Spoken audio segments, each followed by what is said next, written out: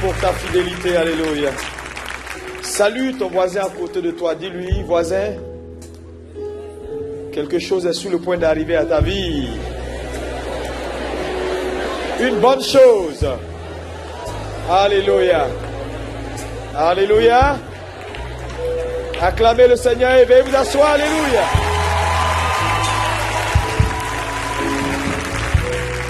Merci. Je vous salue dans le précieux nom de notre Seigneur et Sauveur Jésus-Christ. Je bénis Dieu pour l'opportunité qu'il nous donne d'être dans sa présence. Et c'est pour moi un plaisir d'être là. Alléluia. Je suis arrivé ce matin tout droit de Genève, où j'étais en conférence. Et c'est pour moi véritablement un plaisir d'être là. Donc avec la permission du père de cette maison, le pasteur principal, j'ai 2 titres importants qui viennent de sortir que je veux vous présenter. Ce sont mes 2 derniers ouvrages. Le premier, c'est Réussir sa vie. Ils sont à la librairie et je vous conseille de les prendre parce qu'ils vont véritablement vous aider dans votre croissance. Réussir sa vie parle de quoi? Parle de pourquoi les chrétiens ne sont pas productifs. Pourquoi les gens viennent à l'église, font tout, mais il n'y a pas de productivité dans leur vie. Voilà, Dieu est un Dieu de résultats. Dieu poursuit des résultats. Dieu ne poursuit pas une amitié. Il y a beaucoup de choses importantes à comprendre dans ce livre. C'est juste le tome 1. Nous allons poursuivre avec le tome 2, où nous allons parler des forces qui contrôlent le succès dans la vie. Réussir ne vient pas par hasard. Vous savez, il y a une différence entre le succès et la réussite. Le succès, c'est une victoire ponctuelle dans le temps. Réussir, c'est quelque chose qui accomplit le but de Dieu dans notre vie. Donc, il y a beaucoup de choses que tu vas comprendre. Donc, vous pouvez l'avoir directement tout de suite après le culte au niveau de la librairie. Le deuxième important pour les leaders et tous ceux qui envisagent servir Dieu avec efficacité, c'est ce qui est intitulé La faveur des pairs. La faveur des pairs est un livre qui parle de beaucoup de choses. L'origine de la notion père. Pourquoi père? Qu'est-ce que cela veut dire? Les prérogatives d'un père, les prérogatives d'un fils. Également, ça nous parle de l'origine de la bénédiction. Ça nous parle également d'un sujet important qui est les symptômes de la malédiction des pères. Comment on peut identifier dans la vie d'un homme que ce qui est dans sa vie là, c'est une malédiction paternelle qui le suit. Il y a beaucoup de choses que vous pouvez comprendre dedans. Et ça parle également d'un point important sur la critique. Traiter la critique. Pourquoi ceux qui critiquent meurent vite? C'est pas faux. C'est écrit dans la Bible. Et tu vas voir que quand tu vas lire ces choses, tu ne vas plus parler des gens. Parce que ce que tu ne peux pas dire devant un homme, ne dis jamais derrière lui. Ça devient de la critique. Et donc voilà, 2 livres que j'ai envoyés, que vous pouvez avoir à la librairie, et je vous conseille de les prendre. Je vous assure, ils vous feront beaucoup de bien. Ce matin, je suis très heureux d'être là. Je salue tous les responsables de cette église, les anciens, les diacres, les responsables, les pasteurs, tous ceux qui travaillent et qui sont là pour permettre à cette œuvre d'aller de l'avant chaque jour. Est-ce qu'on peut acclamer le Seigneur pour toutes ces personnes? Alléluia.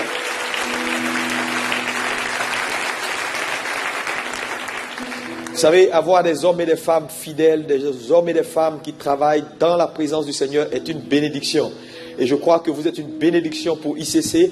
Voilà pourquoi je veux vous célébrer ce matin et vous dire, nous sommes fiers de vous voir toujours à la tâche, de travailler pour que cette œuvre aille de l'avant et envahisse la francophonie et le monde entier.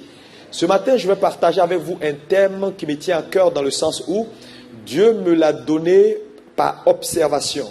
J'ai observé que l'Église, bien sûr, est la maison du Seigneur, est une entité spirituelle importante et nous travaillons avec des hommes, des femmes, des leaders.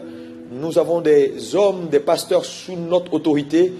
Mais j'ai remarqué également que beaucoup, souvent, traversent des moments difficiles et très souvent, on ne s'en rend même pas compte. Alléluia. Et les personnes, bien sûr, dans ces difficultés, arrivent à des conclusions souvent. Pourquoi ça? Pourquoi moi? Pourquoi moi qui suis très proche du pasteur? Pourquoi moi qui suis dans l'église, engagé à faire ça? Pourquoi de telles choses arrivent à ma vie?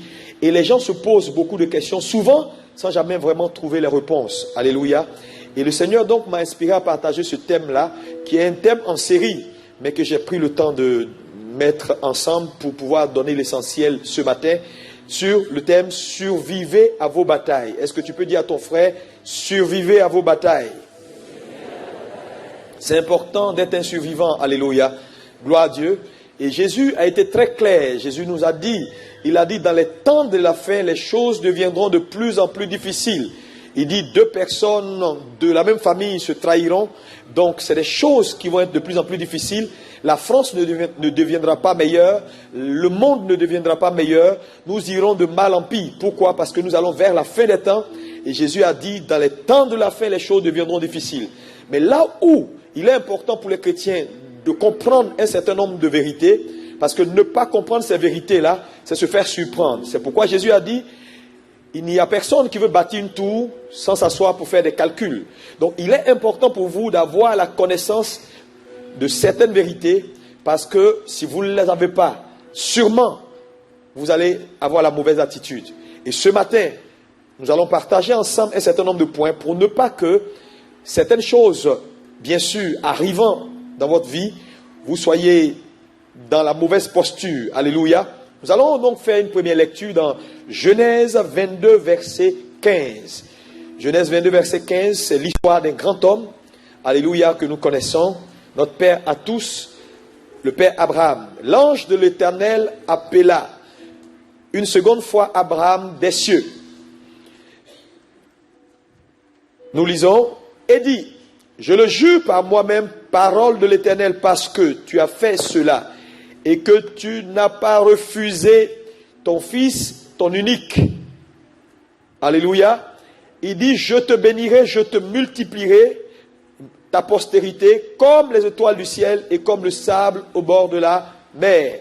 Voyez-vous, ça c'est une scène que vous connaissez tous. Dieu donc a instruit le patriarche Abraham d'aller à une montagne pour faire quoi? Sacrifier son fils et son unique. Mais vous savez avec moi que Abraham, toute sa vie, a prié Dieu pour avoir Isaac. Mais plus tard, Dieu apparaît et Dieu dit, je veux le même Isaac.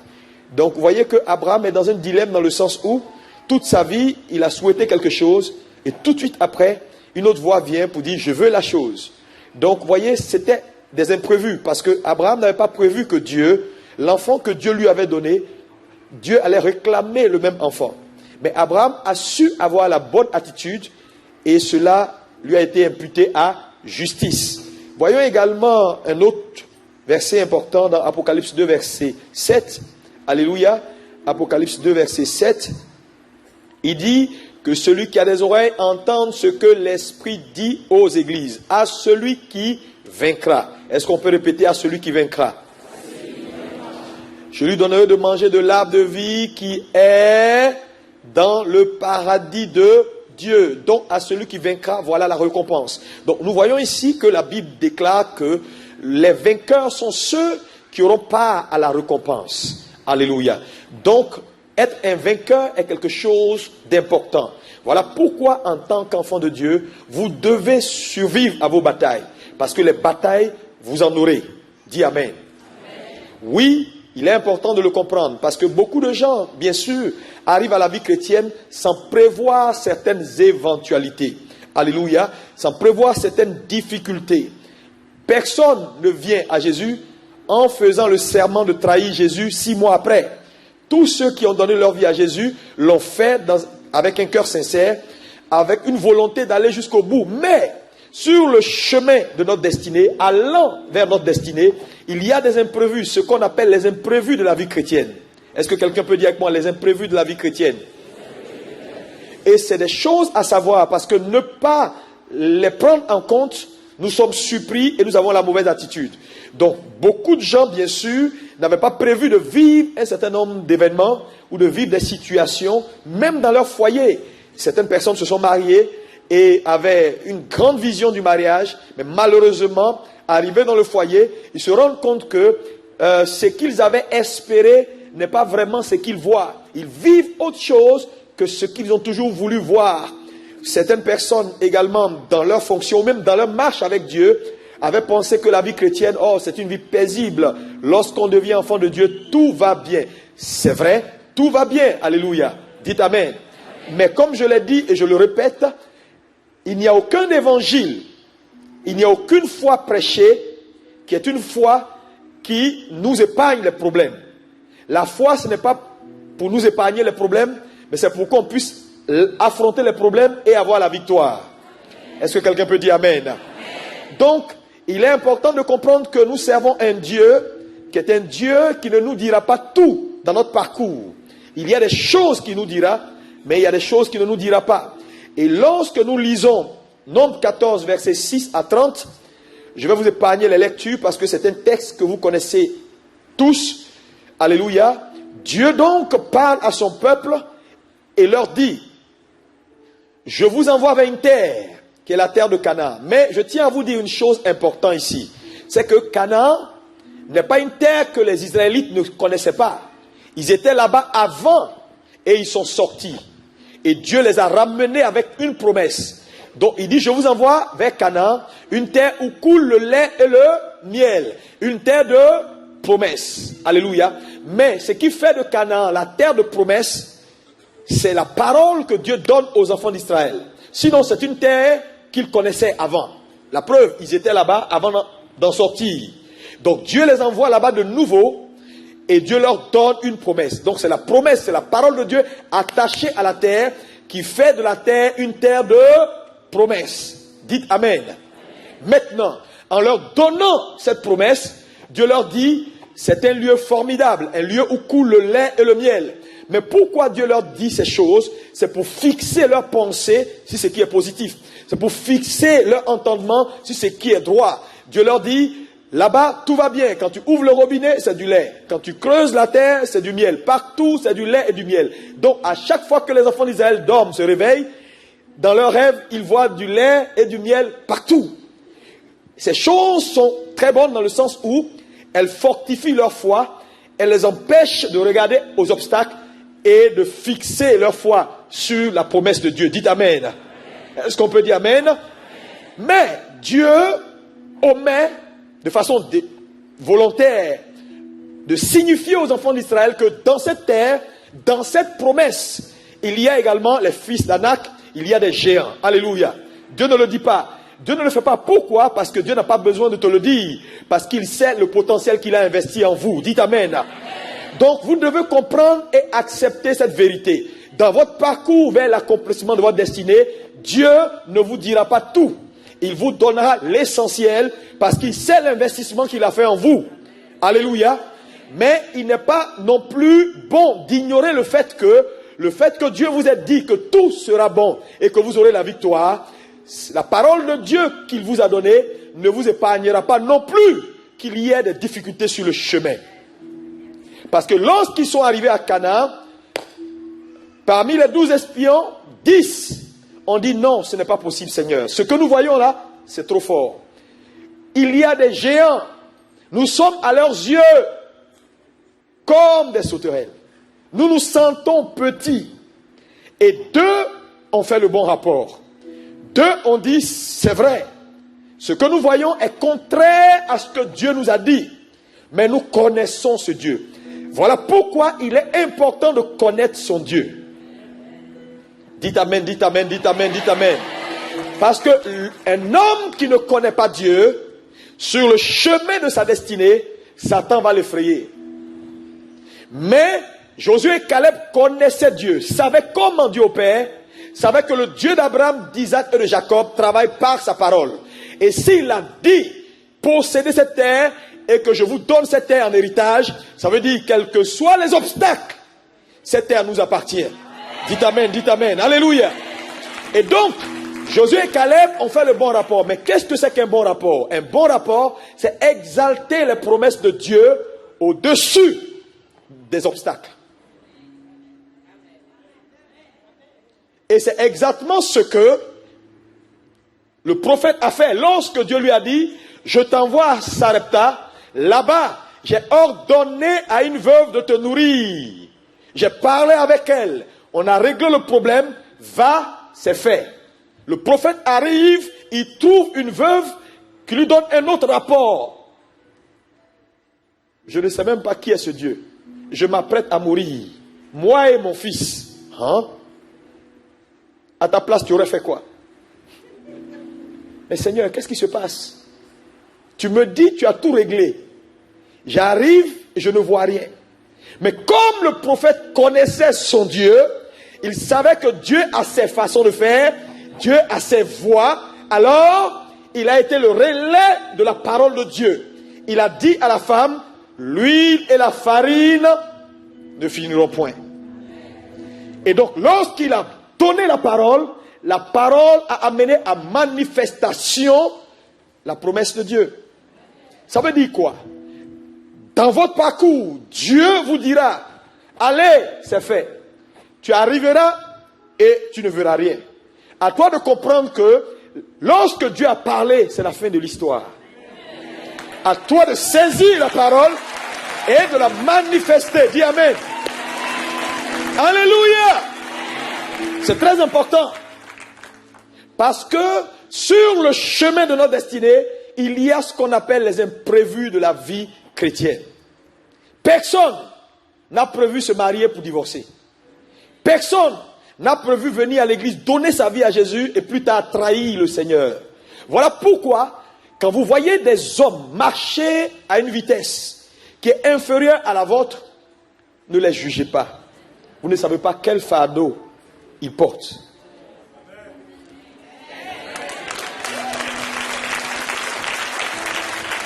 Ne les jugez pas. Alléluia. La vie chrétienne a des imprévus, a des surprises. Et Dieu le sait. Et Dieu ne dit rien. Et beaucoup de chrétiens, bien sûr, se sont vus surprendre. Ils se disent, non, mais je ne croyais pas que de telles choses peuvent m'arriver. Prieur comme je suis, jeûneur comme je suis. Ce n'est pas possible, Seigneur. Je n'ai pas prévu. Oui, ce n'est pas prévu. Mais ces choses arriveront. Pourquoi? Parce que Dieu ne nous a pas promis une vie facile, mais une vie possible.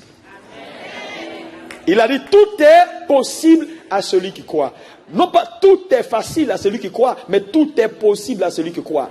Et lorsqu'on parle de possibilité, la possibilité nous donne l'éventualité de difficultés. Donc il n'y a pas d'évangile qui exclut la difficulté. Mais il y a un évangile qui nous enseigne que quel que soit l'obstacle, nous avons le potentiel et ce qu'il nous faut pour passer l'obstacle. Et ce matin, je vois quelqu'un en train de passer les obstacles de sa vie au nom de Jésus. Je dis, je vois quelqu'un en train de passer les obstacles de sa vie au nom de Jésus. Alléluia. Josué et Caleb ont compris ce principe. On fait le bon rapport. Nous connaissons leur histoire. Est-ce qu'on peut dire Amen? Face aux difficultés de la vie, face aux imprévus de la vie, il est important et Dieu s'attend à ce qu'on ait l'attitude qu'a eu Josué et Caleb. Exalter les promesses, exalter la parole de Dieu au-dessus de ce que nous voyons. Parce que ce que nous voyons, ce que nous sentons n'est pas toujours vrai. S'il y a une seule chose qui est vraie et éternelle, c'est la parole de Dieu. Voilà pourquoi il faut apprendre. Vous savez, je suis sur une série en ce moment que je suis en train de traiter sur sortie de la prison de ses émotions. Et Dieu m'a permis de comprendre quelque chose de très fondamental. Il dit, un homme ne réussira pas jusqu'à ce qu'il arrive à un point où ce qu'il sait de Dieu surpasse ce qu'il sent. Parce que trop de gens font beaucoup de choses parce qu'ils les sentent. Mais il faut arriver à un point dans ta vie où ce que tu sais est plus fort que ce que tu sens.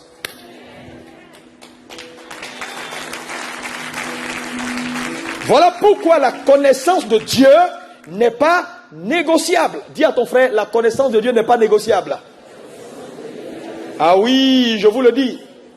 La connaissance de Dieu n'est pas négociable. Quelle attitude il faut avoir face aux imprévus de la vie? Parce que c'est des choses qui arriveront. Jésus donne une parabole en disant, 2 maisons bâties, l'un sur le sable, l'autre sur le rocher. La tempête est venue. Celui qui était bâti sur le sable est parti. Mais celui qui a tenu bon était celui bâti sur le rocher. Et la question ici, c'est qui est en cause? Alléluia. Ce n'est pas la tempête. Parce que la tempête est venue pour les deux maisons. Un a tenu, l'autre est tombé. Qu'est-ce qui est en cause? Les fondations. Ça veut dire la tempête viendra. Mais ceux qui seront les survivants pour la fin de ces temps, ce seront ceux qui auront bâti leur fondation en Jésus-Christ. Alléluia. La bataille sera rude. Le monde de plus en plus tend à sortir Dieu de la société. Les choses vont être difficiles. Ah oui, si tu t'attends à ce que tout soit facile, je peux déjà te dire Yako. Parce que les choses ne seront pas faciles. C'est pourquoi Jésus a dit le royaume des cieux, ce sont les violents qui s'en emparent. Oui, les choses ne seront pas toujours faciles. Quelle attitude avoir? Je vais partager avec toi 4 idées importantes que tu dois avoir face à une situation d'extrême adversité, à une situation de difficulté. Ces idées-là vont t'aider à faire les choix et les bons. La première idée que tu ne dois jamais oublier face à une situation difficile, face à un combat. Tu ne dois jamais oublier ceci, que la vie humaine est un livre en écriture. Est-ce qu'on peut répéter, la vie humaine est un livre en écriture? La vie humaine est un tableau en peinture. Ça veut dire, celui qui a le stylo et qui écrit l'histoire, ce n'est pas toi. Donc, quelle que soit la position dans laquelle tu te trouves aujourd'hui, tu peux toujours espérer. Parce que même si quelqu'un t'a dit c'est fini, malheureusement, ce n'est pas lui qui tient le stylo. Quand il a dit c'est fini, l'écrivain en chef peut dire aussitôt, sa vie changea.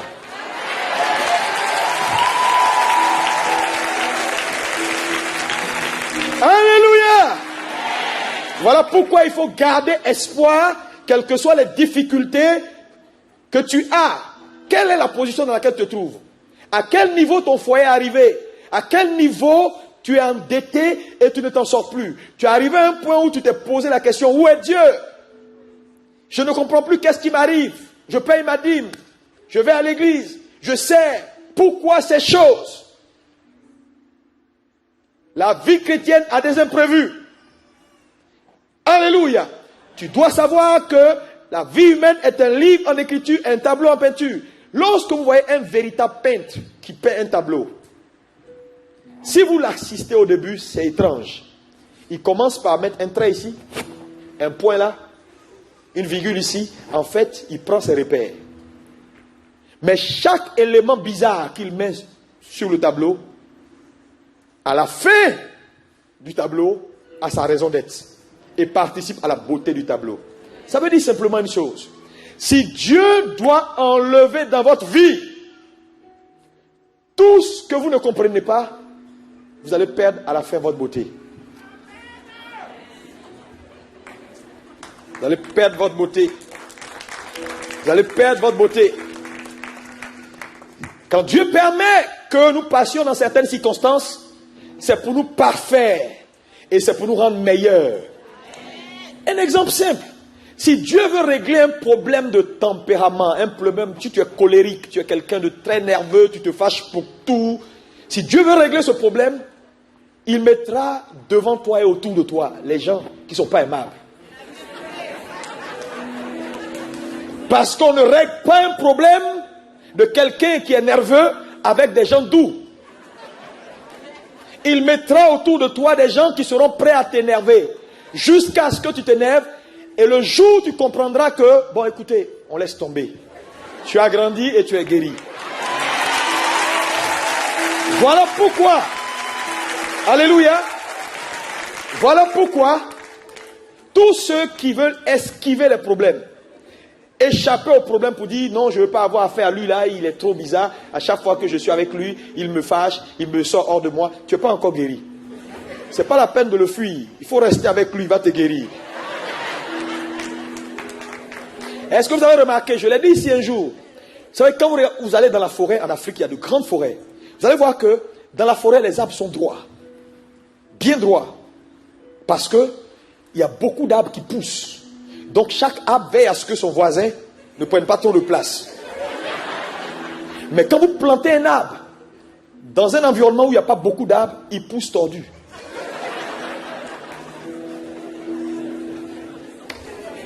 Si Dieu t'isole, tu vas pousser comme ça.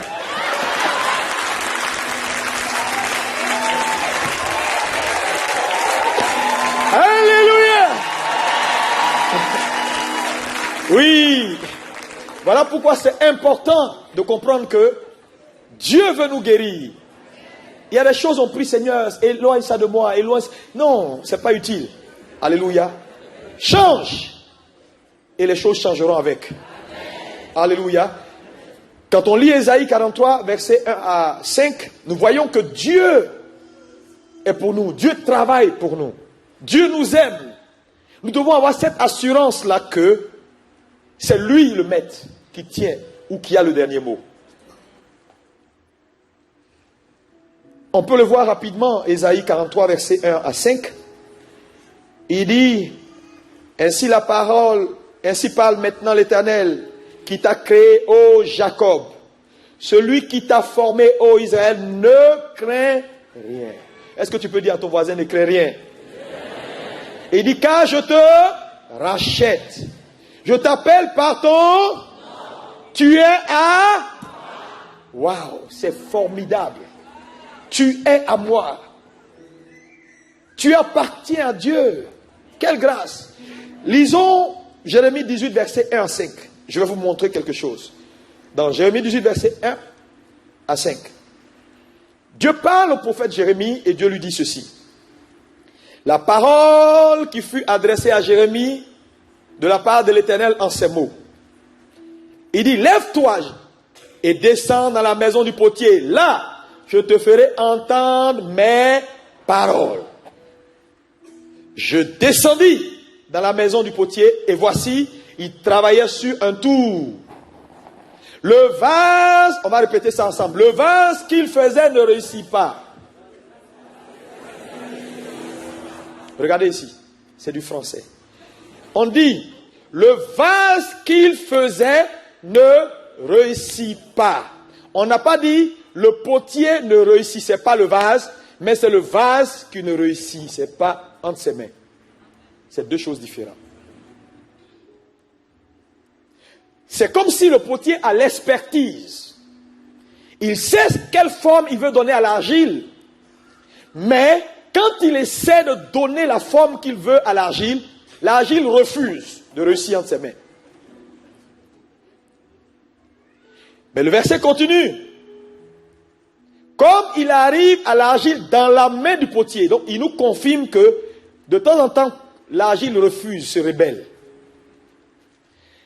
Il en refit un autre, tel qu'il trouva bon de le... Waouh, c'est fort ce qui est dit ici. Pour paraphraser, qu'est-ce que ce verset nous dit? Dieu est le potier, nous sommes l'argile. Dieu sait quelle forme il veut nous donner au finish. Mais, comme nous avons nos idées, nous avons notre façon de voir la vie, il y a ce que nous voulons, il y a les raccourcis que nous voulons prendre. Quand Dieu essaie de nous donner la forme, à cause de nos idées, nos raccourcis, nos désobéissances, on refuse de réussir dans ses mains. Mais, le fait que les choses ne marchent pas comme il veut, Dieu ne se décourage pas. Il nous tient toujours, il casse, il refait encore, jusqu'à ce qu'il nous donne la forme qu'il veut. Ça veut dire, plus rebelle tu seras, plus long le processus sera. Il casse, il recommence. Tu te rebelles, tu ne veux pas. Il casse, il recommence. Dans tous les cas de figure, c'est difficile, mais tu es toujours entre ses mains. Il n'a pas jeté l'argile, il tient toujours l'argile.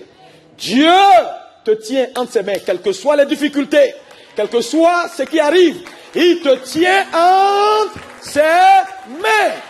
Il continuera jusqu'à ce qu'il te donne la forme comme bon lui semble. Je dis souvent aux gens, Vous avez le droit de rêver, de quitter ici, d'aller à New York, de manger un McDo là-bas, de revenir à Paris dans vos rêves. Ça, vous faites comme vous voulez.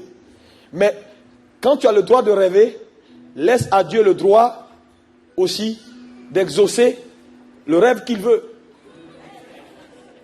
Chacun a son droit. Tu peux rêver, faire tout ce que tu veux, mais Dieu aussi a son droit.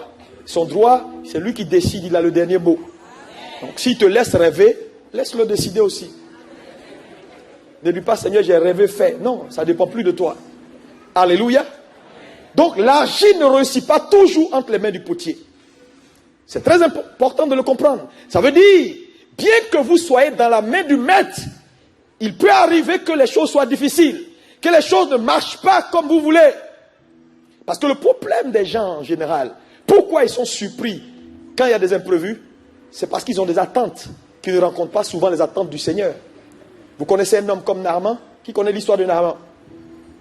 Naaman, chef de guerre, lépreux. Il reçoit une lettre diplomatique du roi de Syrie. Il va voir le prophète. Il arrive là-bas, il s'attend, il s'est fait son image et son film. Il a rêvé. Quand j'arriverai, le prophète sortira. Il va me recevoir avec des motards. On va entrer, je vais souper. Il va se lever. Il va dire, Dieu d'Abraham, il frappera la lettre et la lettre sera guérie. Donc il avait son film. Il arrive, Dieu va le décevoir. Le prophète fait la sieste. Il dit, lui n'a pas le temps. Il envoie un petit gars du service d'ordre. Il dit, Géasi, dis-lui d'aller se laver. Naaman dit, attendez. Moi d'aller me laver. Il y a des gens qui se foutent des gens ici. Il n'y a pas de l'eau chez moi pour que je me lave. J'ai traversé tout ça pour venir ici pour me laver. Incident diplomatique. Je m'en vais et je vous déclare la guerre. Mais qu'est-ce qui a fait son problème? Il avait des attentes. Mais ces attentes, Dieu les a déçues. Parce que Dieu, tant que vos attentes ne rencontrent pas ses attentes, soyez sûr d'une chose, il va vous décevoir. Naaman dit, je pensais que, je croyais que, et beaucoup de gens pensent que, et croient que. Dieu a le dernier mot. Maintenant, sur le chemin de retour, la petite fille, Naaman devait être quand même quelqu'un de bien. Parce qu'en son temps, une servante parlait à son maître, comme celle-là a parlé au maître. Ça veut dire, Naaman a fait une ouverture. Elle dit au maître, si le prophète avait demandé quelque chose de difficile, tu l'aurais fait, mais ça, pourquoi ne pas essayer? Tu es sûr que je dois essayer? Si je rentre et que ma peau ne devient pas saine, tu auras des problèmes. La petite fille dit, maître, fais-le. Je connais le Dieu d'Israël. Il saute un coup. Deuxième fois, il dit, je t'ai dit, il n'y a rien. Elle dit, non, c'est pas tout. Il a dit 7. Il fait jusqu'à la 5e fois. Il dit, voilà, je t'ai dit. Dans tous les cas, prépare, arrange tes valises, prends ton seau, tu sors de ma maison. La 7e fois, la Bible dit, sa peau est redevenue saine comme celle d'un bébé. Alléluia! Mais vous voyez, face aux imprévus, Naaman n'avait pas prévu que dans son parcours, lui, chef de guerre, des choses comme ça pouvaient arriver. Mais c'est une petite dame qui l'a sauvé. Donc, il est important de comprendre que celui qui écrit l'histoire, ce n'est pas un homme. Les hommes peuvent avoir des espoirs. Les hommes peuvent avoir des attentes. Mais ce matin, je veux que tu lèves la main droite, tu dis, leur attente sera déçue. Est-ce que vous savez que les gens ont les attentes? Il y a des gens, ils vous regardent comme ça et puis ils ont des attentes. Bon, on attend, on verra où ils vont arriver. Ici, 15 ans, on verra où ils seront. Ils vont vous voir avancer. Viens avancer. Avancer. Avancer. Avancer. Avancer. Avancer. Avancer. Acclame le Seigneur.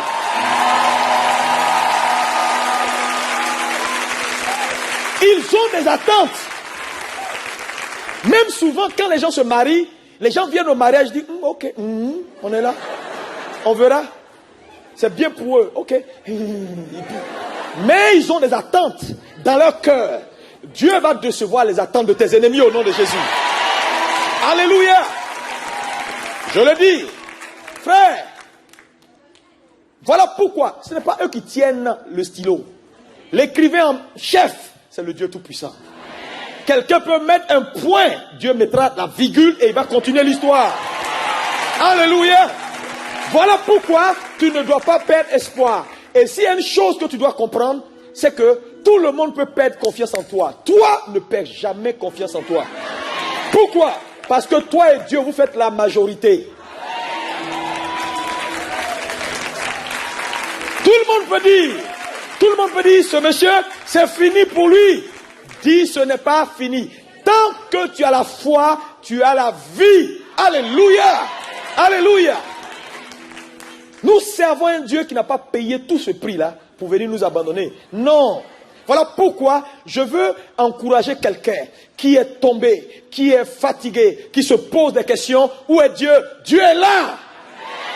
Dieu n'est pas mort, il est là. Lève-toi et continue ton parcours vers la victoire. Gloire à Dieu. Deuxième idée importante que tu ne dois jamais oublier, c'est que les choses n'iront pas toujours bien, certes. Les choses seront parfois contraignantes, certes, mais Dieu n'a jamais perdu le contrôle. Vous savez, Dieu m'a dit quelque chose un jour, il dit, tu sais, si je laisse quelque chose se faire, ça veut dire que j'ai le contrôle. Il dit, si je perds le contrôle dans quelque chose, la chose n'est pas et ne sera pas. Dieu garde toujours le contrôle. C'est pourquoi Matthieu 6, verset 9, lorsque Jésus a appris à ses disciples à prier, il leur a dit, lorsque vous priez, dites, notre Père qui es aux cieux, que ton nom soit sanctifié, que ton règne vienne et que ta volonté soit faite sur la terre comme elle est dans le ciel. Dans le ciel, la volonté de Dieu est faite, mais pas en totalité sur la terre. Et Dieu nous donne la responsabilité de prier pour que dans notre quotidien, la volonté de Dieu se fasse chaque jour. C'est révélateur. Les choses ne seront pas toujours faciles. Vous savez pourquoi? Parce que le monde là a un propriétaire. Satan dit à Jésus, à la montagne, il dit, tout ce que tu vois m'a été donné. Il y a eu une transaction légale à Éden entre notre grand-père Abraham, Adam et le diable. Et Adam lui a cédé les choses. Mais dis avec moi, gloire soit rendue à Jésus. Satan, après cette transaction légale, avait autorité sur la création. Tout être humain né d'une femme était sous son contrôle. Et voici que quelqu'un naît d'une femme et Satan n'arrive pas à le contrôler. Satan dit, qui est ce monsieur? Je contrôle tout le monde depuis que le monde est monde. Mais lui là, je fais tout, je n'arrive pas. Qui il est? Et il se rappelle qu'à Genèse 3, verset 15, il a été dit, la postérité de la femme viendrait. Elle t'écrasera la tête et tu lui blesseras le talon. Il dit quoi? Donc c'est lui. Attrapons-le. Donc ils vont mettre la main sur Jésus par la force. Mais dans la jurisprudence, il est écrit ceci. C'est l'âme qui pêche qui mourra. Jésus n'a pas péché, donc il ne mérite pas la mort. Donc en mettant Jésus à mort alors qu'il n'a pas péché, Satan perdait le droit. C'est là où Dieu l'a piégé pour nous sauver.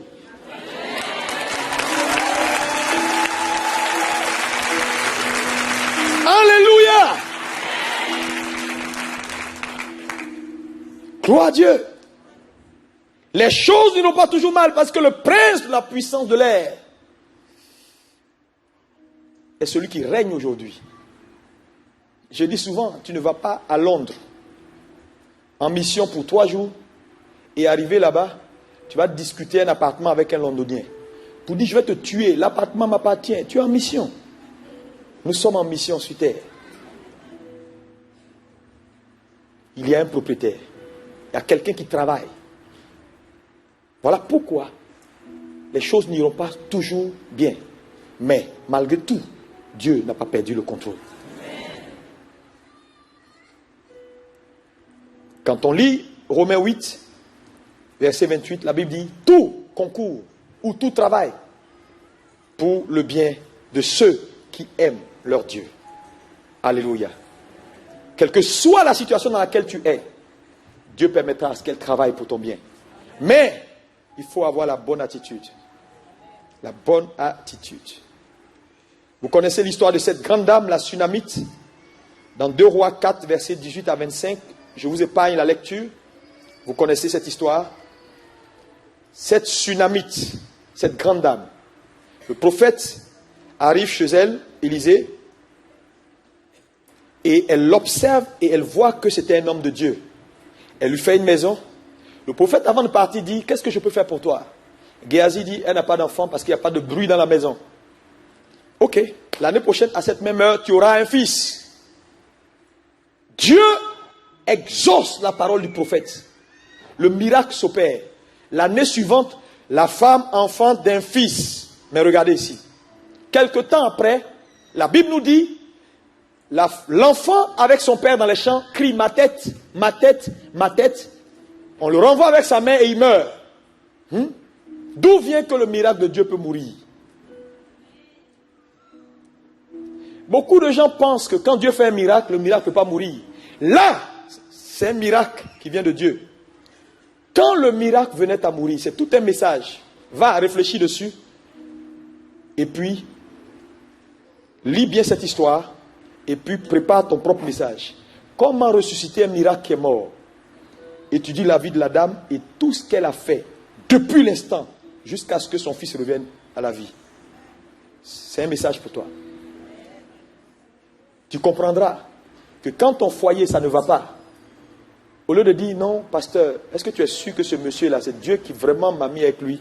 Non, le miracle a changé de nature, tout simplement. Il faut comprendre comment le ramener où il était. Ce n'est pas parce que ta femme est devenue comme elle est aujourd'hui que ce n'est pas Dieu. C'est Dieu qui te l'a donné. Quand tu venais nous voir pour nous embêter, pasteur, je veux me marier, Dieu m'a dit, le Saint-Esprit m'a dit, aujourd'hui tu trouves que ce n'est pas Dieu parce qu'elle a changé. C'est Dieu.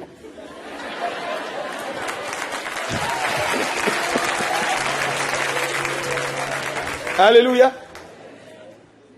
Je dis, si ton bâton est devenu serpent, il ne faut pas fuir. Attrape-le de nouveau.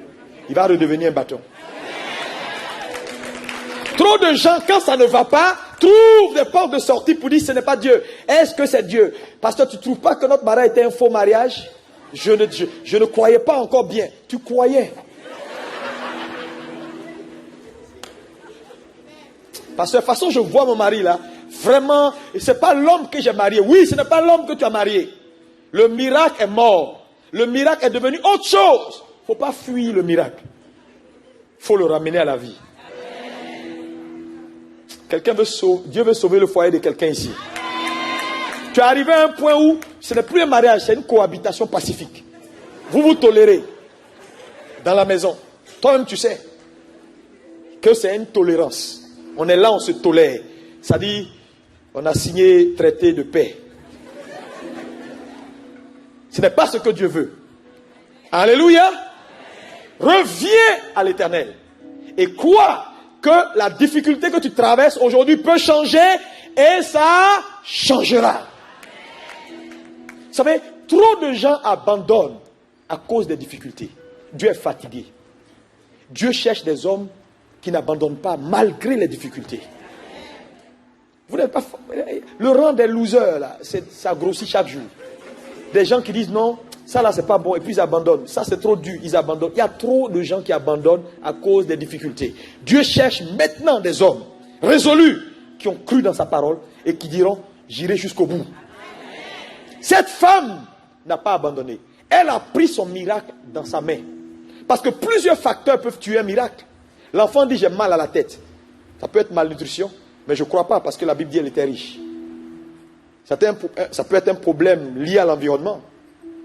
Parce que vous pensez que quand Dieu donne un miracle, le miracle s'entretient. Là où un miracle ne s'entretient pas, il peut mourir. Tu as dit, où est Dieu? Où est Dieu? Dieu est là. Dieu est là. Vous savez, la vie est bizarre. Vous savez, dans ma vie chrétienne, j'ai eu des expériences qui m'ont choqué. Mais heureusement que Dieu m'a permis d'avoir de la compréhension. La première expérience que j'ai eue qui m'a choqué, c'était un pasteur que je connaissais. Il est venu à la maison un soir. C'était un évangéliste. Et il a discuté avec mes soeurs. Il a dit, bon écoute, lui, Dieu l'envoie évangéliser de l'autre côté, dans un quartier, non loin de la commune de Marcory. Donc il a traversé le boulevard jusqu'à Destin. Il est allé évangéliser. À son retour, une voiture l'a cogné. Et la voiture l'a déposé sur l'autre voie. Le feu est devenu vert. L'autre voiture l'a ramassé. Et il est devenu comme une patte. On n'a pas pu le reconnaître. La seule chose qui a permis aux gens de l'identifier, il avait un badge qui était sur lui, où ils avaient mis évangéliste, tant. Et tout le monde se posait la question dans le quartier, mais c'est quoi ça? C'est quelle affaire de Dieu ça? Un homme qui va faire l'œuvre de Dieu, Seigneur. Et le jour que nous sommes allés pour la veiller, oh, les gens nous ont insultés. Ont insulté Dieu. On dit, mais oui, c'est ça. Les sectes, voilà. Vous êtes là, comment quelqu'un comme Dieu, il est où? Et puis le monsieur Aïssa, les gens ont dit des choses. Et beaucoup de gens sont arrivés à un point où ils disent, bon, les voies de Dieu sont insondables. Parce que quand tu vois quelqu'un qui commence à dire, voie de Dieu est insondable, Dieu fait ce qu'il veut, ça veut dire qu'il est vaincu, il ne sait plus qu'est-ce qu'il va dire. Il veut te consoler. Donc nous tous, on ne comprenait rien, on dit, bon, tout ce que Dieu fait est bon. Et la deuxième histoire qui est venue, c'était l'histoire d'un grand homme de Dieu qui avait un impact certain en Côte d'Ivoire et dans la sous-région. Et en ce moment, j'étais à Paris et le monsieur est mort dans un accident. Il est allé évangéliser. À son retour, il était avec son chauffeur. Il y a eu un accident et le chauffeur a survécu. Lui, il est mort. Lui, le plus loin, est mort. J'ai tourné ça dans ma tête. Et quand il est mort, je suis allé à Abidjan. Donc je suis allé voir un pasteur. Et nous sommes allés à la maison pour saluer la famille. On a salué la famille, on a dit Yako, on a expliqué vraiment. Ça pleurait. Les gens disaient non, il va ressusciter le 3e jour. Donc les gens ont fait plein de choses.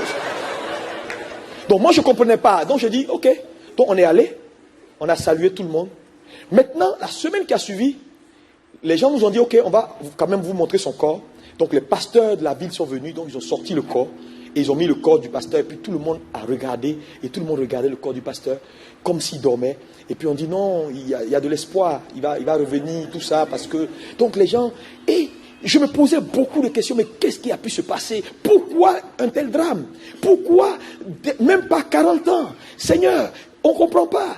Et Dieu m'a interpellé un soir. Il m'a dit, tu sais, je cherche quelqu'un pour me défendre. J'ai dit, mais te défendre comment? Il dit, tout le monde m'accuse de tout. Je cherche quelqu'un. Et c'est là que Dieu va m'inspirer le titre de mon premier livre. Dieu est-il coupable? Point d'interrogation. Et dans ce livre, je vais expliquer un procès qui va avoir lieu. Un procès entre Dieu et le diable. Et à la fin, Dieu va être déclaré non coupable. C'est ce livre-là qui m'a sauvé. Je vous assure. Et je suis arrivé à la compréhension d'une chose, que quel que soit ce qui arrive, quand il y a le mal dedans, que Dieu soit la dernière personne à soupçonner. Dieu, il ne fait pas de mal. La Bible dit Dieu est lumière. Et en lui, il n'y a point de ténèbres. Tout ce qui est apparenté aux ténèbres ne peuvent pas sortir de lui. La mort, la maladie, ces choses sont venues avec le péché. Dieu n'a rien à voir avec le mal. Dieu ne donne pas la maladie à des gens pour leur enseigner des bonnes choses. Jamais. C'est une insulte. Si Dieu ne peut pas t'enseigner par le Saint-Esprit et il faut qu'il te rende malade, c'est qu'il a échoué. Parce que la maladie ne lui appartient pas. Il faut qu'il utilise quelque chose qui appartient à quelqu'un d'autre qui t'enseigne. Je ne suis pas d'accord avec ça. Ce n'est pas le Dieu que nous servons. Dieu est bon. Mais il arrive des choses souvent qu'on ne comprend pas. Voilà pourquoi, frères et sœurs, il est important en tant qu'Église d'avoir des pensées fortes pour que face à l'adversité, on puisse tenir. Mais ce n'est même pas mon thème, parce que là, il y a beaucoup de choses que Dieu m'a enseignées, que j'ai compris, qu'on ne peut plus m'enlever. Pourquoi certains malheurs arrivent? Ce n'est pas le thème d'aujourd'hui. Je peux vous donner toutes les raisons. Et quand on finit là, Dieu n'est pas dedans. Tu sais, c'est facile de dire Dieu ne te comprend pas. Quand ça ne va pas, oui, c'est l'église, c'est lui. Ça n'a rien à voir.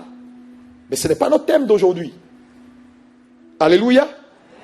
Troisième idée importante qu'il faut retenir, alléluia, c'est que rien n'est définitif dans la vie d'un homme.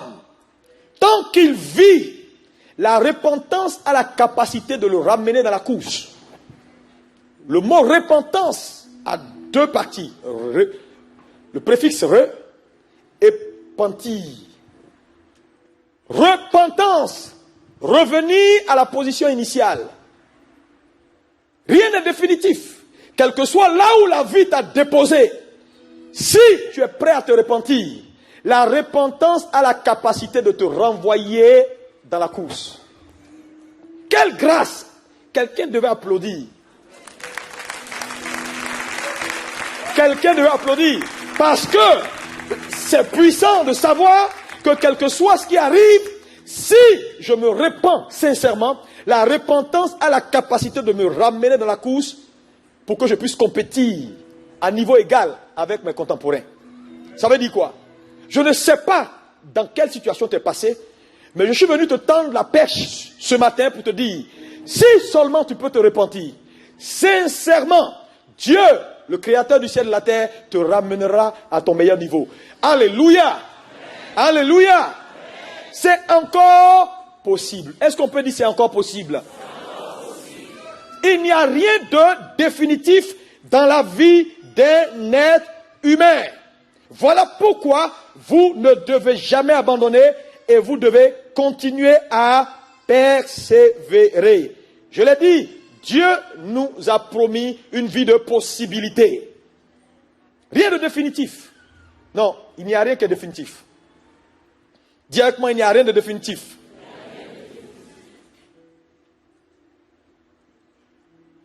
Tout ce qui est sous le soleil a un commencement.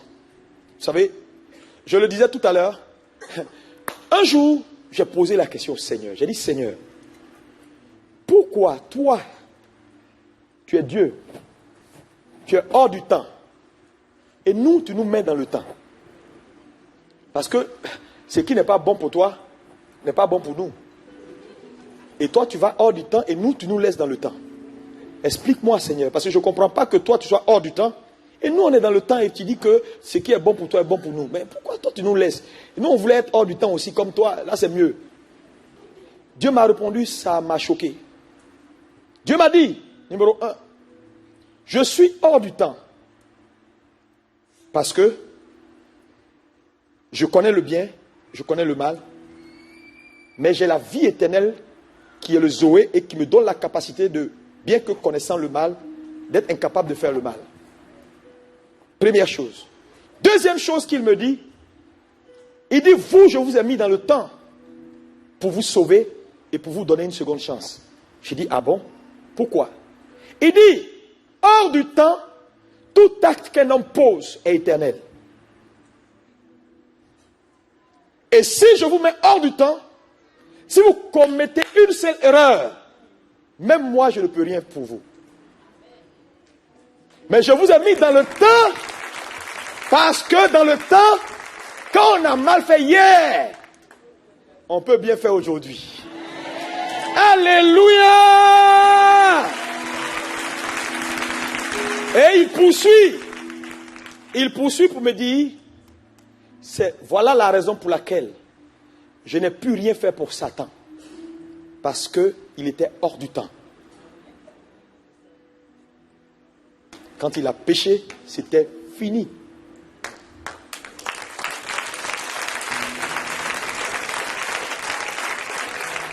Donc, dans le temps, tout peut changer. C'est pourquoi Ecclésiaste dit, il y a un temps pour tout sous le soleil. Un temps pour dormir, un temps pour se lever. Un temps pour être pauvre, un temps pour être riche. Pour dire quoi? Tout ce qui se fait sous le temps a deux temps. Le temps où il voit le jour et le temps programmé où il part. Comme un médicament, date de création, date de péremption. Il n'y a aucun problème qui a commencé un jour qui n'a pas en lui-même sa date de péremption. Voilà pourquoi tu dois garder espoir, parce que rien n'est définitif.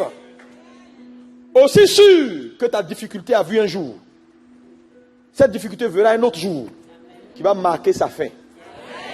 Voilà pourquoi quelqu'un peut acclamer Jésus pour dire merci. Merci Seigneur. Et lorsqu'on arrive Lorsqu'un homme arrive à la compréhension de ses vérités, alors il devient un homme humble qui ne se prend pas trop la tête. Alléluia. Parce qu'il sait qu'aucun problème n'est éternel. Tout ce qui est éternel est en dehors du temps. Mais dans le temps et sous le soleil, tout peut changer. C'est pourquoi quand tu vois quelqu'un qui est comme ça, il ne faut pas te presser de rire. Parce que demain, il peut être comme ça et toi, tu peux être comme ça. Et je le disais tout à l'heure, frère, dans ma vie, et bien sûr, avec tous les événements qui sont arrivés dans ma nation, Dieu m'a enseigné beaucoup de choses. J'ai vu des hommes qui étaient, et dès que le soleil s'est couché, ils n'étaient plus. D'autres qui étaient, dès qu'il a fait soir, ils n'étaient plus. Ça veut dire quoi? Quand un homme fait son entrée, il doit préparer en même temps sa sortie. Pour ne pas être surpris. Dès que tu as fait ton entrée, prépare en même temps ta... Sinon, tu seras surpris. Et quand on est surpris, on commet des gaffes. Mais quand on n'est pas surpris et que les sorties sont planifiées, pas de souci. Ça se passe bien. Il n'y a personne qui entre et qui entre pour toujours. Ça, c'est sous le temps. Rien n'est éternel et définitif. On n'est pas grand pour toujours. Il y en a qui ont été, qui ne sont plus. D'autres sont maintenant. À un moment donné, ils ne seront plus. D'autres seront. À un moment donné, ils ne seront plus. Tel Dieu l'a voulu. Voilà pourquoi je ne sais pas quelle est ta position. Je veux te dire, il y a de l'espoir. Demain peut être ton jour. Dis à ton frère, demain peut être ton jour. Je suis venu t'encourager, Église. Alléluia. Demain peut être ton jour. Garde la foi en Dieu. Dieu vous a fait des promesses. Il tiendra parole. Il est un Dieu qui parle et sa main a la capacité d'accomplir ce qu'il dit. Vous savez, j'ai un livre que j'ai écrit un jour. C'est un livre, le thème c'est les hommes de la race de Dieu. Et dans ce livre, j'expliquais comment nous sommes devenus de la race de Dieu. Comment nous sommes entrés dans cette race. Et il y a un chapitre dans ce livre qui parle de notre héritage. Et Dieu m'a posé une question. Il m'a dit, quel est votre héritage? Et j'ai cité. Il m'a dit, définis-moi le mot héritage. J'ai défini le mot héritage. J'ai dit, un héritage, c'est quand Dieu te parle, souvent tu es pédant, tu joues les gars intéressants. J'ai dit, un héritage. Je ne savais pas qu'il allait me... Il dit, j'ai dit, un héritage, c'est quelque chose que tu reçois d'eux. Après que cet homme soit vivant ou mort, mais qu'il ait éventuellement donné son incapacité de continuer s'il est vivant, donc il te donne la chose en héritage. Naturellement, on parle d'héritage quand le testataire n'est plus. Alléluia. Maintenant, il m'a demandé, toi, ton héritage, c'est quoi? Puis j'ai dit, nous, on est co-héritiers avec Christ. Il dit, oui, tu es co-héritier avec Christ. Maintenant, il m'a emmené, il dit, va voir, qu'est-ce qui appartient à Christ? Je suis allé, j'ai cité tout ce que Dieu a donné à Christ. Et Dieu va me piéger, il va me dire, tu sais, ce qui est ton héritage, c'est ce que tu n'as jamais eu. Quand ton papa te donne un héritage là, tu avais ça avant. Quand on te donne, c'est maintenant tu as ça. C'est pour ton papa. Et on te donne. Et il me dit, dans tout ce que vous avez, va étudier la vie d'Adam, ton grand-père. J'ai étudié la vie d'Adam, mon grand-père, et je me suis rendu compte que, dans souvent ce que j'appelais moi, notre héritage là, Adam avait près de la moitié avant. Donc, dans ce que Christ a fait, il y a la part qui n'est pas un héritage, mais qui est une restauration. Et il y a la part qui est un héritage, ça veut dire quelque chose qu'en réalité on n'a jamais eu.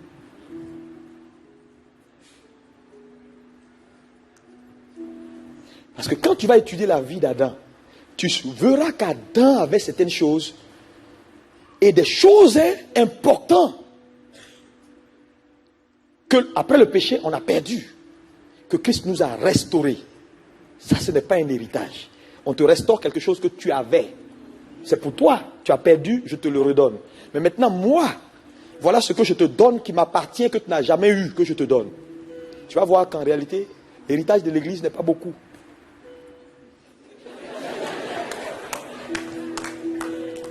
Je te dis, va étudier. Et tu vas voir. Et donc, j'ai cité, et puis j'ai recoupé. Quand j'ai recoupé, ce qui est sorti était petit. Par exemple, je donne un exemple simple. Le nom de Jésus est un héritage important que l'Église a. Adam ne l'a jamais eu. Jésus, de son vivant, n'a jamais utilisé son propre nom. Il a gardé pour l'Église. C'est après sa mort qu'il a dit, vous pouvez maintenant prendre ça et commencer à l'utiliser.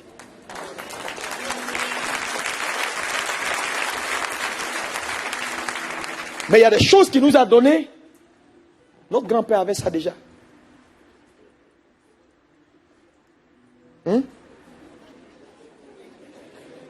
Quatrième idée importante, c'est que chaque difficulté cache en lui-même le mécanisme de sa propre destruction. Est-ce que tu peux dire amen? Il ne faut jamais oublier ça. Chaque situation difficile que tu traverses cache en lui le mécanisme de sa propre destruction. Je vous ai parlé de Nombre 21, versets 8 à 9, le serpent d'airain. Les enfants d'Israël ont murmuré contre Moïse, des serpents sont sortis pour les mordre. Dieu dit, pour arrêter le problème, il faut prendre le problème. Moïse, pour que le problème de la morsure du serpent, le poison, ne soit plus efficace, ne va pas chercher une solution ailleurs, prends le problème pour résoudre le problème. Moïse prend le serpent qui les a piqués, il le suspend sur le bois, et dit, dès que vous êtes piqués, regardez au bois. Voilà pourquoi la Bible dit, Jésus est devenu péché. Afin qu'étant devenu péché, il devienne le sérum anti-péché. Donc, c'est ce que les médecins ont triché. Quand ils font le vaccin, par exemple de la rougeole, ou bien c'est le virus qu'ils prennent. Ils te communiquent le virus pour que cela soit l'antivirus. Donc, dans le problème, il y a la solution. Satan n'est pas un expert, hein. Il se trompe toujours. Sur le lieu du crime, il oublie toujours quelque chose que Dieu utilise pour le frapper de nouveau. Donc, ouvre bien tes yeux. Quand il y a un problème, il ne faut pas trop regarder. Regarde le problème. Tu vas voir qu'il y a une faille quelque part. C'est là que tu entres et tu exploses le problème de l'intérieur. Alléluia! N'abandonne pas. N'abandonne pas. Ta femme peut devenir autre chose. Elle ne veut plus te parler. Quand tu parles A, elle entend B. Tu dis chérie, je t'aime. Elle entend tu es vilaine. Ce n'est pas grave. Ça, c'est ce qu'on appelle l'esprit de Babel. L'esprit de confusion. Tu dis A, elle entend B. Tu dis B, elle entend X. Il y a beaucoup de couples comme ça. Ils ne s'entendent plus. Chérie, je t'aime. Tu veux dire quoi? Que je suis vilaine. Oui, c'est compliqué. Garde ton calme. Regarde, observe le problème. Tu trouveras la solution. Ne fuis pas le problème. Alléluia. Alléluia.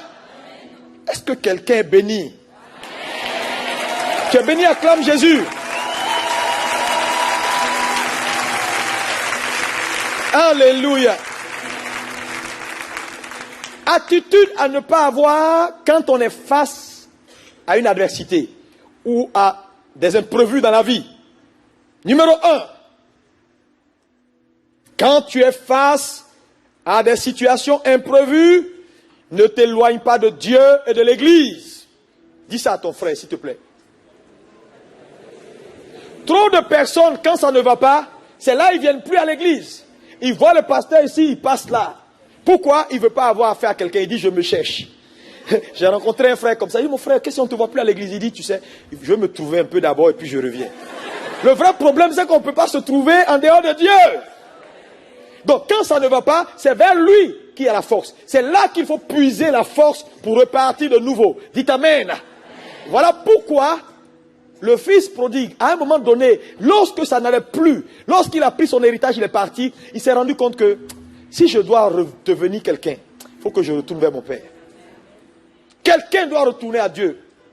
L'église est votre refuge. L'église est la station d'essence où on prend le carburant pour la semaine. Tu ne viens pas à l'église, ta voiture va tomber en panne.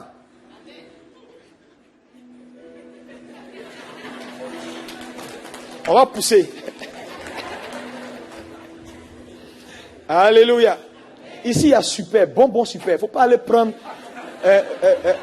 essence mélangée à pétrole quelque part. Ta voiture va fumer. Alléluia. Est-ce que quelqu'un me comprend? Deuxième attitude à ne pas avoir. Donc, il ne faut pas fuir l'église. Il faut rester attaché à Dieu. Il faut rester là, près du Seigneur, au pied de la croix, dans l'église. Viens voir les pasteurs. Ne fuis pas. Alléluia. Deuxième attitude importante. Quand tu es face à une situation de difficulté, ne joue pas au jeu du blâme. Des accusations faciles. En voyant tout le monde comme étant la cause de ton échec ou de tes problèmes. Parce que trop souvent, nous souffrons dans les églises. Quand quelqu'un ne va pas bien, la première chose, cette église, c'est là-bas Dieu m'a envoyé. Vraiment, le pasteur, là, je ne sais pas s'il a toujours l'onction. Hein? Les gens mettent tout. Parce que les gens ne veulent jamais rien assumer. Chez toi, ça ne va pas, mais ça va chez Paul. Vous comprenez? Et il y a plusieurs raisons qui peuvent amener deux personnes assises. J'ouvre cette brèche-là rapidement pour que tu saisisses quelque chose. Quand Jésus a donné la parabole du semeur, le même semeur sème la parole. La même parole pour les 4 types de terre. 3 n'ont pas produit. Un seul a produit. Mais attendez, c'est le même pasteur, la même parole ou la même semence, n'est-ce pas? D'où vient que le même pasteur et la même semence et il y a des productivités différentes. Même dans la bonne terre, il y avait 3 niveaux de productivité. Mais quand Jésus vient et qu'il donne les raisons de l'improductivité, il ne dit pas c'est le pasteur qui est en cause, qui a mal semé, ou c'est la parole qui n'est pas bonne, mais il dit c'est la qualité des terres. Beaucoup de gens ne regardent pas à leur cœur quand leur vie ne va pas. Reviens à toi-même et regarde à ton cœur. Quel cœur as-tu? Ta vie ne va pas, laisse les gens tranquilles. Il ne faut pas nous accuser pour nous faire croire qu'on n'a plus l'onction et on va douter. Dans tous les cas, on refuse de douter. Alléluia. Regarde à toi-même. Arrête les jeux du blâme. Blâmer X, blâmer Y. C'est lui qui a fait, c'est mon mari, il n'est pas bon, c'est un sorcier. Depuis que ce monsieur est entré dans ma vie ne marche plus. C'est facile. Le libre arbitre, la volonté que Dieu nous donne, annule toutes ces thèses. Personne n'est responsable de la vie de quelqu'un. Quand ça ne va pas dans la vie d'un homme, il est le premier responsable. Tu dis, mais il m'a trahi. Qui allait l'aimer? C'est moi qui t'ai dit de l'aimer. Tu l'as aimé, il t'a trahi. Mais dans tous les cas, tu l'as aimé. Je ne t'ai pas demandé ça. Donc tu es coupable aussi. Pasteur, j'ai fait affaire avec lui, il a pris mon argent. Qui t'a dit d'aller faire affaire avec lui? Tu as prié avant d'aller faire affaire avec lui? Donc, vous voyez que dans tous les cas, nous avons notre part de responsabilité dans ce qui nous arrive. Voilà pourquoi, quand les choses arrivent et que les choses sont difficiles, au lieu de regarder à X pour dire c'est lui, regarde à toi-même, tu apprendras de tes erreurs. Un homme qui blâme n'apprend jamais. Un homme qui accuse n'apprend jamais. Malheureusement, la plupart des chrétiens sont spécialistes dans l'accusation. Ah, pasteur, vraiment, c'est ce monsieur-là, hein, il a bousillé ma vie, pasteur, c'est qui m'a fait. Et on parle, pasteur, c'est qui m'a fait, je suis blessé, il m'a blessé. Quand on vient voir le pasteur, on raconte toute l'histoire. Nous, on est l'ange Gabriel. Pasteur, c'est qui l'a dit, il n'a pas fait comme ça, sa grand-mère est venue, ils m'ont fait comme ça. Tout, on t'a fait. Et ta responsabilité. Mais Dieu ne veut pas que cela soit ainsi. Dieu veut que tu comprennes que tu n'as pas de responsabilité. Tu es le résultat de tes choix, de tes façons de penser, de tout ce que tu as donné à la vie, c'est ce que la vie t'a rendu. Donc si la vie que tu as ne te plaît pas, change les choses. et laisse les autres tranquilles. Sinon, tu n'avanceras jamais. Quelqu'un m'écoute, il a besoin de comprendre ce que je dis. Arrête les jeux du blâme. Ne blâme plus ton pasteur. Ne blâme plus ton église. La grâce de Dieu est dans cette église. Est-ce qu'on peut dire amen plus fort que ça? Troisième chose à ne pas faire. Alléluia. Troisième chose à ne pas faire. Quand ça ne va pas, tu es face à une difficulté, ne cherche jamais des substituts. Dis à ton frère, ne cherche jamais des substituts. Parce que c'est très facile. Quand ça ne va pas, on cherche des substituts. Il y a des personnes, quand ça ne va pas, la maison, si c'est des palables, les casseroles qui volent, les cuillères et tout, ils quittent le boulot, ils disent bon, on va au bistrot avec les amis. Il reste là-bas, il boit. Son nouveau compagnon, c'est sa bouteille de bière. Ou bien ses amis. Il a trouvé un substitut à la paix de la maison. Non. Ce qui n'est pas la réalité ne peut jamais te satisfaire. Il y en a d'autres qui tombent dans d'autres vices. Il y a d'autres qui s'adonnent à d'autres jeux bizarres. Mais ne prends pas de substitut. Tu es une femme, tu veux te marier, tu prends de l'âge. Dieu t'a toujours dit, tu vas marier un blanc. Quelqu'un de beau. Tu attends, ton âge augmente, tu avances, tu vois rien. Maintenant, tu vois un albinos passer, tu dis, albinos c'est mieux. Comment albinos c'est mieux? C'est ce que Dieu t'a dit. Il ressemble à blanc, mais il n'est pas blanc.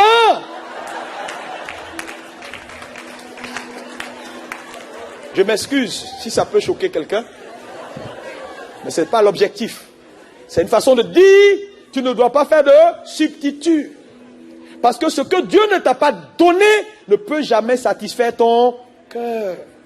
Je vous le dis. Et les gens le savent. Beaucoup de gens souffrent aujourd'hui parce qu'ils ont substitué la volonté de Dieu à autre chose. Satan va toujours te proposer un substitut. Parce que Satan vient toujours avant. Pour dire oui, Dieu a dit mais. Ça c'est pas mal, hein, ça ressemble.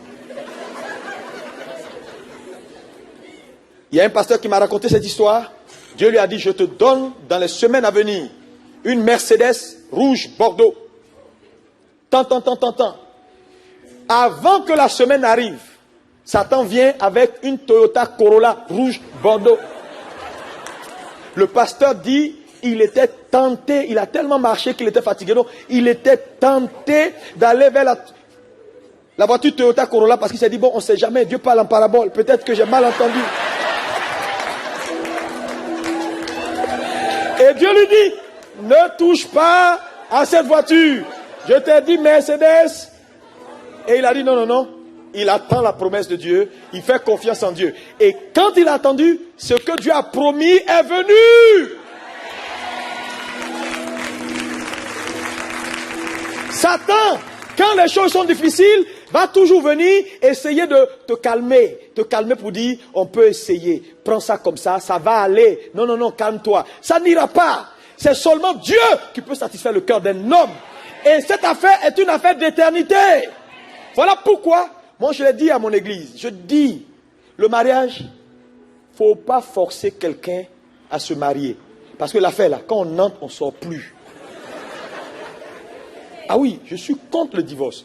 Donc, quand on entre, on ne sort plus. Donc j'ai dit aux gens, ne mettez pas de pression sur quelqu'un. Laissez les gens bien réfléchir. Parce que quand on entre là, c'est fini. Donc, relax. On n'est pas pressé. Dans tous les cas, c'est pour l'éternité. On est ensemble pour toujours. Les enfants vont grandir, ils vont nous laisser à deux après encore.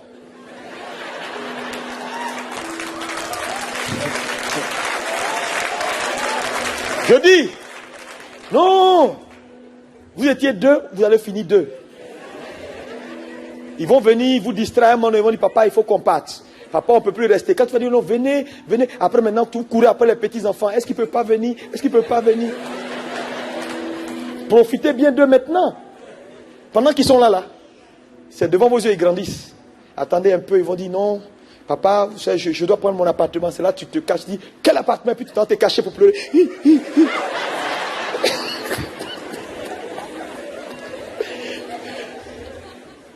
ta petite papite, tout s'en va.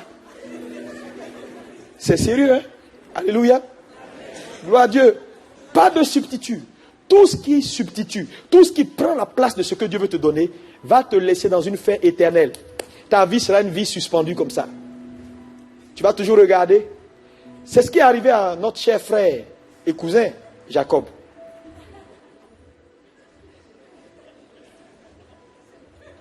Il était avec Léa, mais il cherchait Rachel dehors. Parce que son cœur n'était pas satisfait. Ça là, ça ne peut pas satisfaire le cœur. Je prie que Dieu te donne ce qui va satisfaire ton cœur au nom de Jésus. Mais face au moment de difficulté, c'est là où on est vulnérable. Où on est tenté d'alléger notre fardeau. On est tenté de dire, il faut que je m'apaise un peu. Et c'est là où on fait les micmacs. Que Dieu fasse en sorte que face aux difficultés, tu gardes ta lucidité au nom de Jésus. C'est pas facile, ce que je vous dis. C'est des choses, c'est pourquoi de tels messages, il faut les réécouter. Pour que Dieu communique la force à ton esprit. Parce que aussi sûr que Dieu est Dieu dans le ciel, la difficulté viendra. Les gens viendront te faire une proposition alors que tu as un besoin immense. Tu as besoin d'argent pour faire quelque chose et puis on vient te faire une proposition. Et tu es là, face à la proposition. Et ça semble être la volonté de Dieu. Je ne sais pas, il y a quelqu'un à qui je parle ici. Et tu es là, tu tournes dans ton esprit. Et Dieu va te dire, ce n'est pas ce que je t'ai dit. Garde ton calme, je viens. Je ne serai pas en avance, mais je ne serai pas non plus en retard. Alléluia, garde ton calme. Et tu es là, tu boues en toi, tu dis, mais il va partir. Il s'en va, Seigneur. Il s'en va avec la chose. Dieu dit, calme-toi qu'il parte.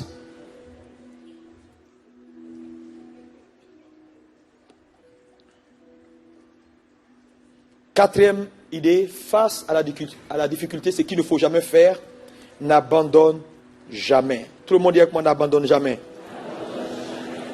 N'abandonne jamais. Fais comme Lazare. Lazare. Vous voyez, son histoire m'impressionne parce qu'il y a quelque chose de mystérieux dans l'histoire de Lazare. Jésus était l'ami de Lazare. Lazare meurt. Jésus revient, 4 jours après, il est pourri. Jésus dit ôtez la pierre et Jésus pointe le doigt vers le tombeau. Il dit, Lazare, sort. Est-ce qu'on peut dire que moi, Lazare sort? Jésus donc envoie sa voix.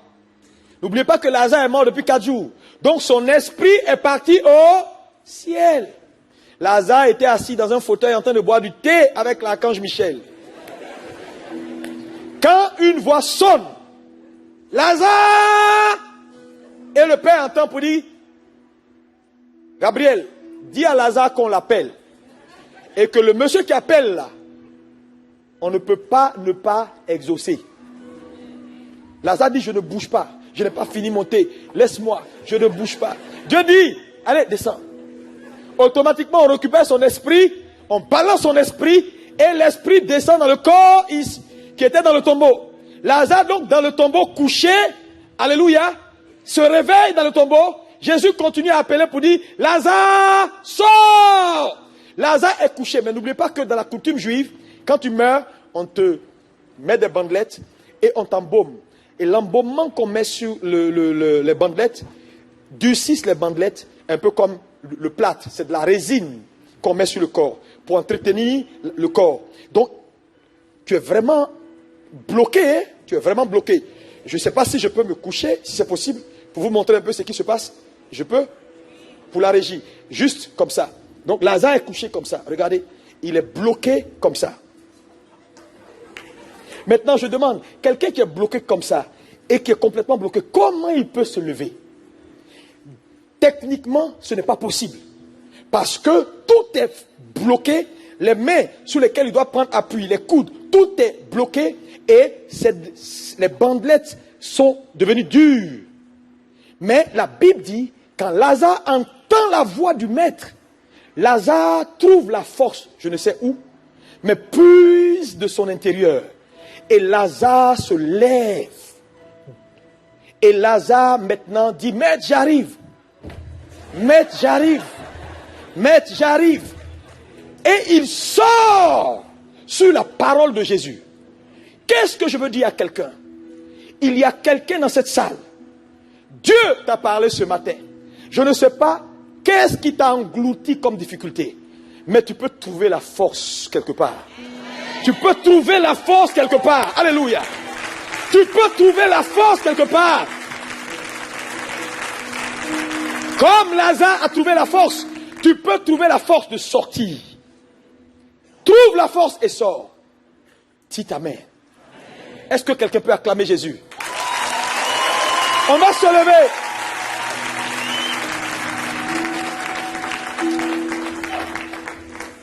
Je ne sais pas à quel niveau tu es, mais je veux que tu fasses confiance en Dieu. Vous savez, je t'ai donné l'essentiel. Qu'est-ce qu'il faut? Il faut que tu trouves la force pour sortir, pour faire face et avoir la victoire. Tu vas lever tes mains vers le ciel et tu vas prier. Quels que soient les imprévus de la vie, quelles que soient les difficultés que tu rencontres sur ton chemin, le temps n'est pas à l'abandon. Trop de gens ont abandonné. Le temps est de comprendre que Dieu cherche des survivants. Il dit à celui qui vaincra. Et tu fais partie des vainqueurs. Ce matin, refuse d'abandonner. Dis Seigneur, j'ai compris qu'avec toi, tout est possible. Tu m'as promis une vie de possibilités. Je déclare que je ne mourrai pas là où je suis tombé. Mais partout où la vie me jettera, je fleurirai au nom de Jésus. Commence à prier, s'il te plaît. Parle à Jésus, s'il te plaît. On parle en langue, tout le monde, on parle à Jésus. Toutes les difficultés ce matin tombent au nom de Jésus. La grâce de Dieu vient vers toi maintenant, toi qui m'écoutes de la télévision, toi qui me suis depuis Internet. Je déclare au nom de Jésus la liberté, la force de recommencer, la force de tenir.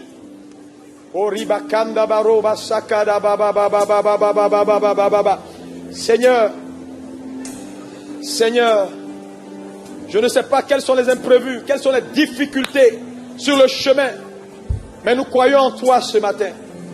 Seigneur, ce que tu as promis à ton Église, ce que tu nous as promis comme héritage, nous le posséderons au nom de Jésus et nous le possédons. Nous déclarons aucun obstacle, aucune difficulté ne peut nous empêcher de saisir ce qui est notre droit. Est-ce que quelqu'un peut prier? Parle. Je vois des situations tomber. Je vois des solutions qui viennent vers toi. Je vois la gloire de Dieu qui vient vers ta vie. Au nom de Jésus-Christ de Nazareth, reçois la force. Reçois la force. Au nom de Jésus. Oh Jesus. Oh Rabakando Roboshaya Baba Baba Baba. Jesus. Oh Alléluia. Parle à Jésus, parle à Jésus, parle à Jésus.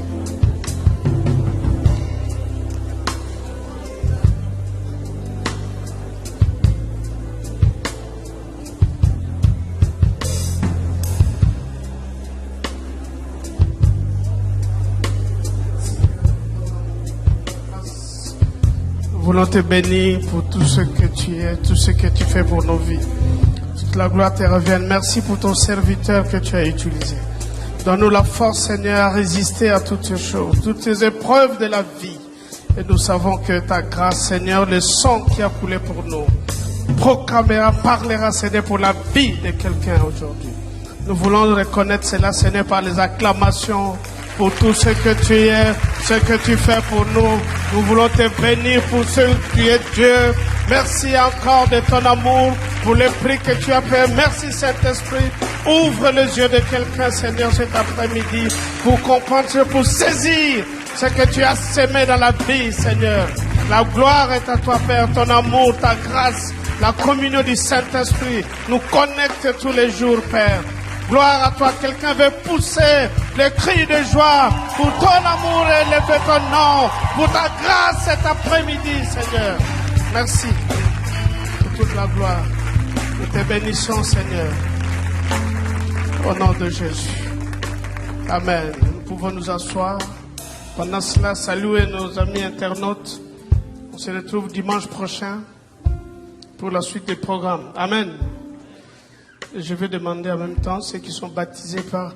Avant de demander ceux qui sont baptisés par...